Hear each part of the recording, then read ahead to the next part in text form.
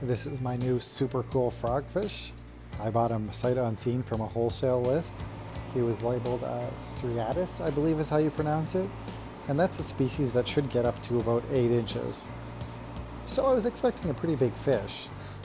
Here he is in a 5-gallon tank, and you can't even see him. He is maybe 2 inches, and that's probably being generous. The main reason I got him was, well, one, my wife wanted a frogfish, and two, I have a lot of maroon clownfish that have gill flare from when I first started breeding. Initially, I was too sad to cull them since I was really excited about breeding fish, and I figured eventually we'll get a cool predator to feed them to. Well, the cool predator is actually smaller than those clownfish. Fortunately, I do have many clutches going, so there's always a few that do have some minor defects. Since I'm not really sure how disease prone these frogfish are, I've decided to just put in a couple of pieces of live rock. Should there be anything wrong with him, I'll just take them out and bleach them and then treat him in this tank.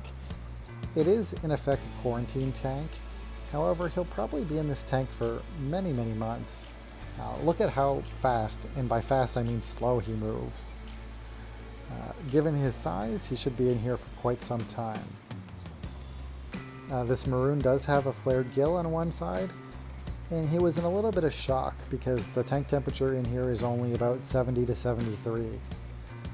Most care guides for frogfish do recommend a lower temperature, and if he is the species I think he is, they're actually subtropical, not tropical.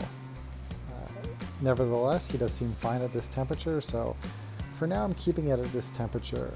That's why if you saw the clip of the whole tank, you'll see there were 2 small heaters. Those heaters are only a couple of watts each, so they can only heat the tank up to about 73, 74. The frogfish is really cool to watch hunt, but otherwise he's basically a statue.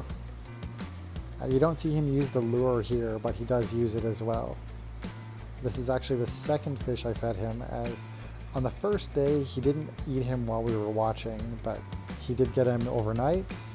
We waited a day, and since he was probably starved from the time he was collected to the time I got him, we thought it was a good idea to feed him one more time.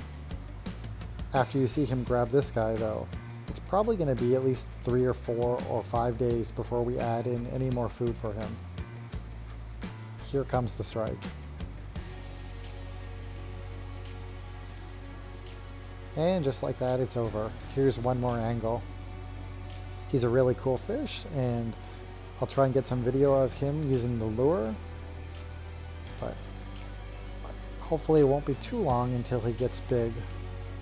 Thanks for watching, and happy reefing.